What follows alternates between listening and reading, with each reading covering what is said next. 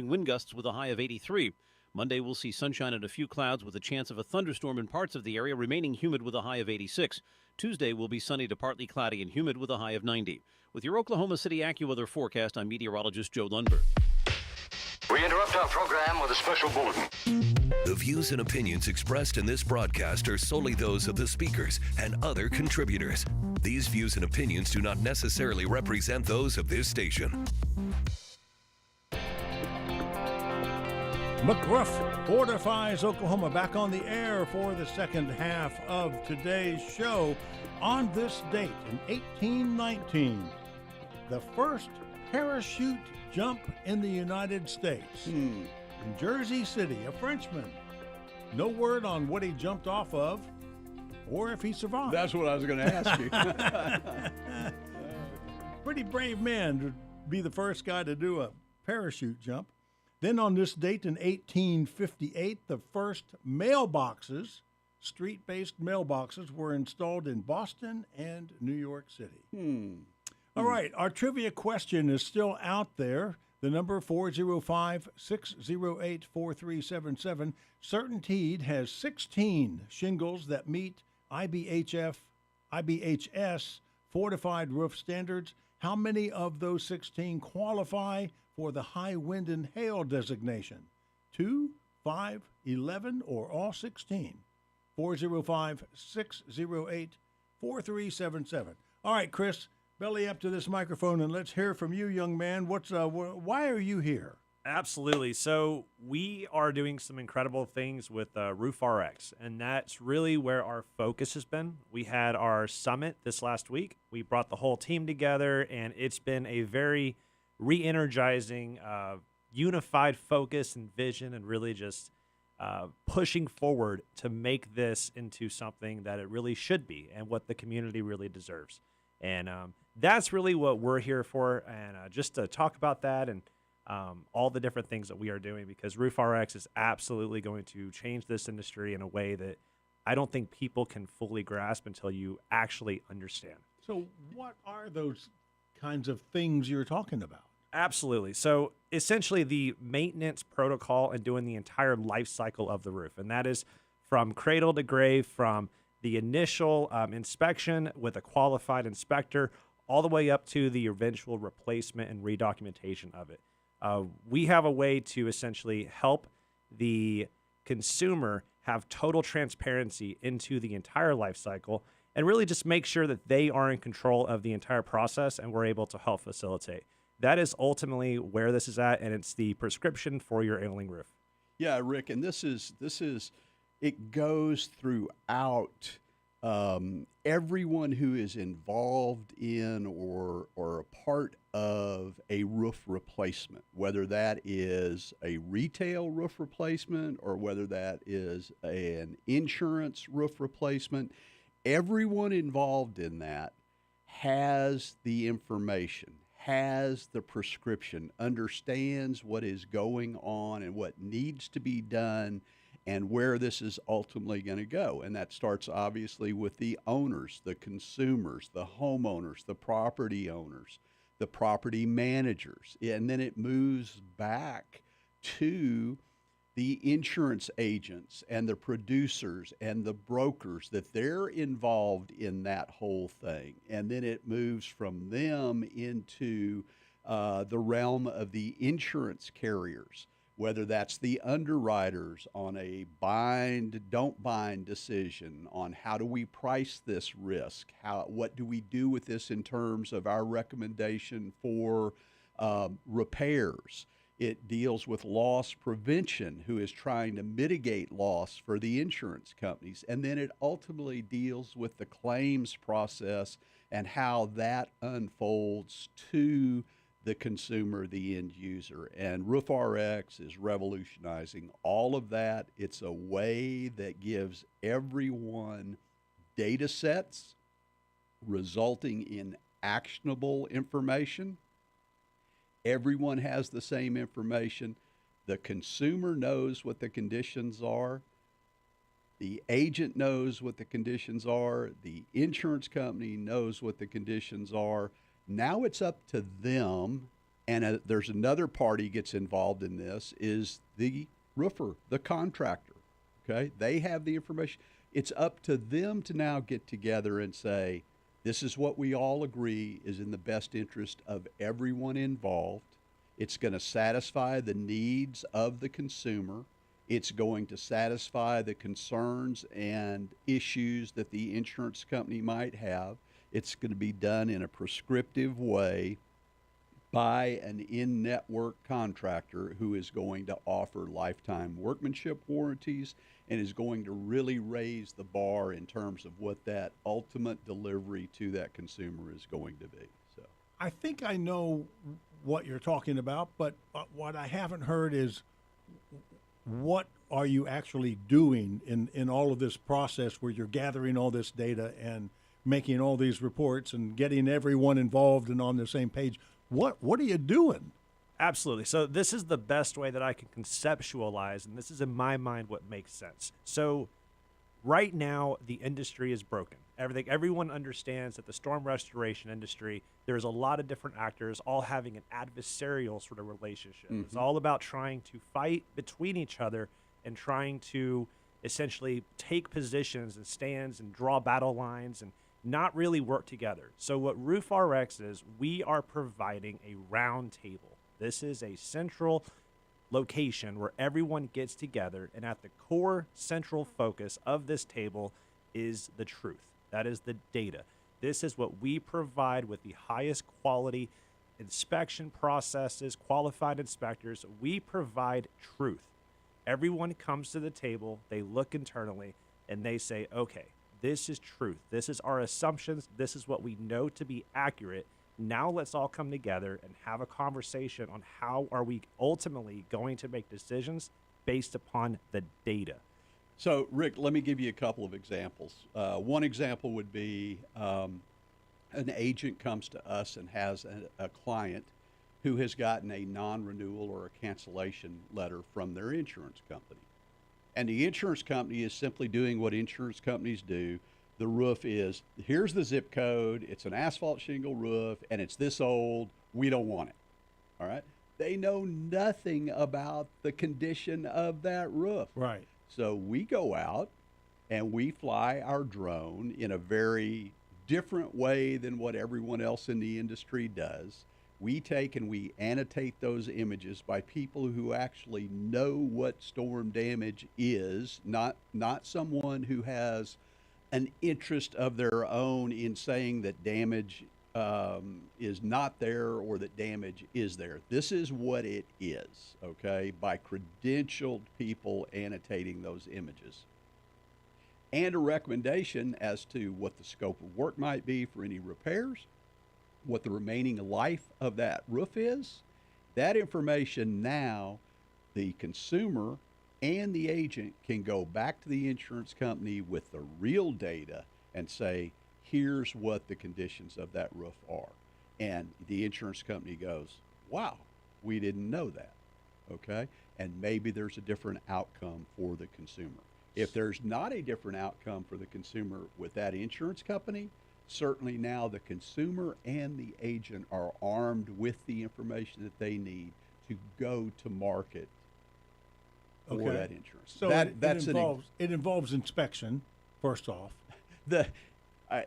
Just like you've heard me say forever in McRoof, the starting point for RoofRx is the same as the starting point for McRoof. It is the qualified roof inspection.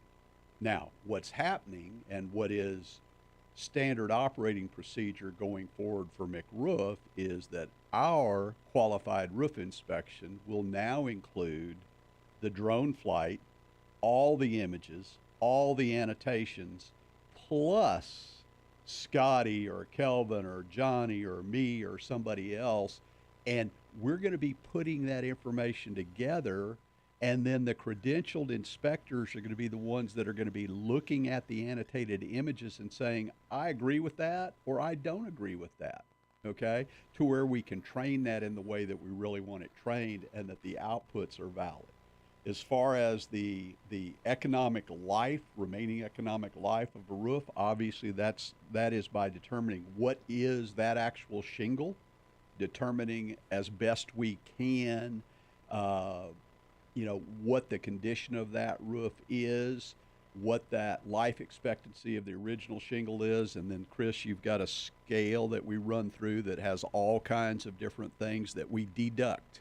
So maybe you'd take and you'd say that's a 30-year shingle in the old vernacular, it's 15 years old, that would give you a 50% remaining. No, we take and now he deducts because it's not properly ventilated. He deducts because there's significant mechanical damage on that roof from installation. He deducts because the roof hasn't been maintained. See what I'm saying? So now instead of that 50% that you might have expected, maybe we come up with 20% remaining life. So anyway, that's part of it. You mentioned maintenance. Is there a maintenance component Yes, there to is. all of this? So if we went out to a roof, and it is in pristine condition, okay? It's in pristine condition. There's really nothing that needs to be done right now. That roof needs to go into maintenance protocol, okay? Goes into maintenance protocols, and that maintenance will include coming back out after any major storm event or at least a minimum of once a year to do it again, clean all the organic material off the roof, make sure the gutters are clean, seal up any of the pipes, look at all the flashing details, go over, seal anything that needs to be done. That roof goes into maintenance, all right? And that maintenance protocol goes year after year after year after year. Now, as that roof ages, you may need to go from once a year to twice a year maintenance protocols, all right? But that is part of what you do. And the beauty of this is that everyone has the information the consumer has the information to manage their roof. The agents and producers and brokers have the information. The insurance companies have the information. Everyone knows what the actual conditions on a roof are. We're not guessing anymore. We're not going, what's your zip code? What type of shingle do you have? And how old is it? To tell you the idiocy of that, take your zip code, all right? Yeah. Take your zip code. Take most of those roofs are asphalt shingle roofs. Yours is not. Most of them are. Okay? Take your zip code, all the asphalt shingle roofs. You take the guy that has a premium roof, in other words, spent a little more, paid a contractor who built a systems roof the way the manufacturer wanted it done, properly ventilated that roof. That's one of the best asphalt shingle roofs in your neighborhood, okay?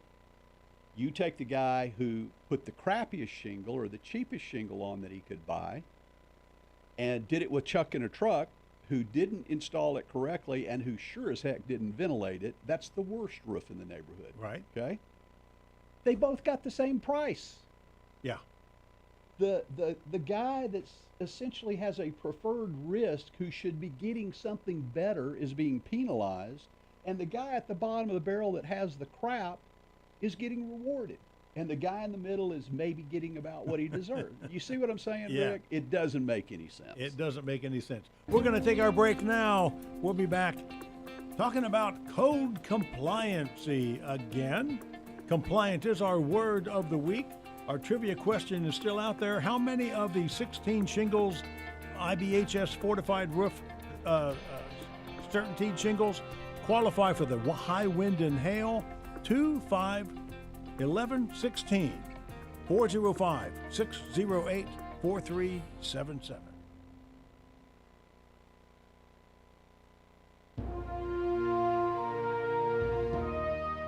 Homer Stacy was a wholesome, good American kid from Texas. At the age of 18, he enlisted in the United States Army Horse Cavalry and was stationed at Fort Bliss. Homer was fascinated with aircraft, so he went to flight school and became an Army Air Corps pilot. Homer Stacy flew a Convair B-24 Liberator, the Yankee Doodle Dandy, on November 11, 1943, when his crew, along with 31 other bombers, destroyed a ball-bearing plant in occupied France. On a return trip, a mechanical failure caused the Yankee Doodle Dandy to drop out of formation, leaving it vulnerable, and shortly thereafter, 7 German Me-109s shot down the plane near Andano, Italy. 4 crew members were killed on board, the others parachuted. 1 was captured and taken prisoner. Homer was among the remaining 5 who made it to Switzerland and returned to duty. Homer Stacy survived World War II, the Korean War, and retired after 23 years of service with many awards and commendations, including the Distinguished Flying Cross, the Purple Heart, and multiple air medals. Homer Stacy McCollum, Scott McCollum's dad. Scott McCollum is McRoof. McRoof.us is owned and operated by the McCollum family, an honorable, trustworthy red, white, and blue family. If you want to fortify your property, call McRoof.us at 405-877-4663. Ask for your complimentary roof inspection performed by a credentialed Hague residential inspector. McRoof.us, saving lives and protecting property by fortifying Oklahoma one roof at a time. McRoof Fortifies Oklahoma back on the air for the final segment of this morning's live program on Freedom 96.9. On this date in 1909, the Army Air Corps was formed as the Army took delivery of the first planes from the Wright brothers. You just heard about Homer Stacy McCollum flying the Yankee Doodle Dandy. Well, on this date in 1943, Gene Roddenberry, the guy who created Star Trek, wrote the original novel. He piloted a B-17 called Yankee Doodle and crashed it on takeoff. And unfortunately, 2 airmen were killed in that wreck. On this same date in 1943, Lieutenant John F. Kennedy's PT-109 boat sank in the Solomon Islands. So there's our military history. That was one of my childhood favorite movies. Oh, mine too. Yeah, mine too. Cliff Robertson with that leather strap in between his teeth, and pulling that. You were talking about that first parachute or whatever. Yeah. Well, talked about Shorty Lewis Flores. He was Band of Brothers paratrooper in World War II. So, all right. Yeah. All right. So our trivia question. Last call for the trivia question. CertainTeed has 16 shingles that meet the IBHS fortified roof standards. How many of those 16 also qualify for the high wind and hail designation? Is it 2, 5, 11, or all 16? Give us a call, 405-608-4377. Otherwise, we're going to just tell you what the answer is here in a few minutes. So, Chris, I wanted to ask you about. What makes the way that we gather our images. What's different about that? Absolutely, and it's because I've seen the images, and I have people tell me that we share the images with in the insurance space, or even a consumer saying, I've never seen images like that. Why is that, Chris? Yeah, absolutely. So the industry standard, it all goes back to the camera. What are you actually using to capture the data? And if you really think about it, it really does make sense. If you have a better camera, you get better quality. Okay. That seems really simple, but because the drone is actually slightly moving as it's actually taking a picture, the less amount of time the camera, the actual aperture is open, sure, the less or the more clarity you're going to have. So our drones very specifically are hand selected with which one has the largest sensor size, and the larger the sensor, the more light is captured quicker, which means the shutter is open a less amount of time. Okay. And that is ultimately what we're looking for. So the camera itself, instead of being a 1/1/3 sensor or a 1-inch sensor, we do a 4/3 sensor, which is about 500% larger surface area than anyone else in the industry. Okay. So because of that, our shutter speed is somewhere around 1/2000 of a second compared to the industry standard of about 1/80. Gotcha. So it's 20 times quicker, Gotcha. which means we have tremendously much more clarity. So let me ask you this: I've seen all kinds of drone inspection reports before. Mm-hmm. I've seen the ones that blurry, grainy images, and I've seen the ones that to me look like they were flown in the wrong lighting conditions. Different things like that. So, is there any instruction, or is there do you instruct the pilots how to fly, the pictures they're going to take, the elevations they fly at, all of that kind of thing? Yeah, absolutely. And so one of the things that you see in the industry is there's a lot of automated flight paths, and it's Okay. what that looks like, it's automated. Well, if you take a step back, in order to be automated, what that really means is safe. What that really means is anyone can just plug and play and throw it in there.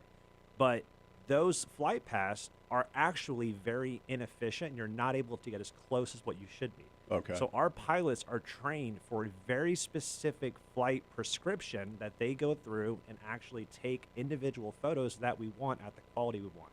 We also have 3 levels of quality assurance when it comes through. So 3 different people will look at those images before it ever makes it to the consumer to verify that the right images were captured that's actionable. So not just everybody can fly for us. Absolutely, yeah. Okay. You have to be a Part 107 licensed pilot. You have to have the right drone. You have to submit your test flights.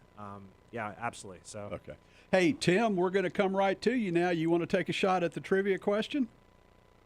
Yes, sir. All right. So, how many of the 16 CertainTeed shingles that meet the IBHS fortified roof standards also qualify for the high wind and hail designation? 2, 5, 11, or all 16? Well, I was always told so let's go with 11. Oh, man. man. Oh, no. Sorry. Oh, Sorry, man. Tim. Way too many. High wind and hail is a separate class altogether. Thanks for playing the game, though. Thank you, Tim. You got another question for us? I think he's gone. Nope, Tim's gone. All right. So, Scott, you Sorry want to about tell that. us what the answer to that question is? Not yet. Do I need? Oh, I guess I do need to do it. Okay, so the answer is actually 2. 2. And the reason for that is that to meet the requirements for high wind and hail, Right. we're looking for the modified SBS shingle technologies, right? And in CertainTeed's world, that is the CertainTeed Northgate, and that is the CertainTeed Landmark Climate Flex. Those are the only 2 platforms that are the modified SBS at this time in the CertainTeed offering. All those other shingles that are on here meet the requirement for a fortified roof without a high wind and hail designation, and therefore, because you have to have the fortified roof before you can get into the fortified silver and gold homes. Okay. So these other shingles, the other 14, are shingles that the building community would be able to use on their new homes, for instance, and have that new home still be eligible to meet the requirements and be designated as a silver or gold. A fortified A roof. Exactly. But- So let's talk about fortified for just a second. I want to remind everyone the final rollout on the Strengthen Oklahoma Homes grant program will roll out at noon this coming Monday. Anyone who is interested in the grant program, you can go online to Strengthen Oklahoma Homes and look at the list of zip codes that have been added. It is extensive in, I would say, the metro. It's extensive in Tulsa. There are zip codes now in rural areas that have never been included before. You might go and check and see what that new listing of zip codes is. Be ready to get your application in for one of the $10,000 grants for a fortified high wind and hail designated roof. That comes up Monday at noon. All right. Before we start to wrap up, I need to remind everybody one more time that S&CM LLC, doing business as McRoof.us, legally operates under Oklahoma registration number 8000002, and that the registration applies to both residential and commercial roofing. All right, so now I wanted to ask you about this note that you gave me yesterday, mentors and mentees. Oh, that's just we've spent a lot of time this week. Chris mentioned we had our Roof RX Summit. We brought people in from other parts of the country. We spent a day and a half together, just pounding out a whole lot of things. That is with the folks who were facilitating and myself to a certain degree. That's mentorship. That's kind of painting a different picture for people. And that's what that was about. We had a group come in on Tuesday night with some folks from out of town as well for a dinner that Wanda and I hosted that was all about kind of showing people a different vision of what might be possible in their businesses and in their worlds as they move forward in their lives. So it's kind of cool. It was a lot of fun. We really enjoyed it. Got tremendous feedback from people about thanking us for setting those things up and doing those things, and it was a lot of fun. I hope that as I explained to the groups that it's not for me. It's for all of my young people. It's for all of Chris's team and all of those young people, and it's for all the young people that were in the room on Tuesday night, that they can maybe see something that they never thought about before, that I can see just because of what I've been through.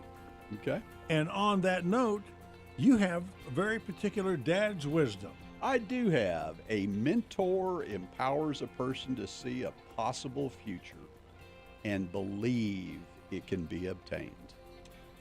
This has been episode number 18 of McRoof Fortifies Oklahoma, live radio on Freedom 96.9. Thank you, Chris Guarnera from Blue Falcon Aerial and Roof RX. Thank you, Scott McCullum. Thank you, Retro Radio Randy over there in the thanks for hinterlands. keeping your mouth shut today, Randy. I'm Rick Allen Lippert. We'll be back next week. And thanks for Tim for giving it a shot. Yeah, thank you, Tim. So we'll be back next week. We hope you'll join us then.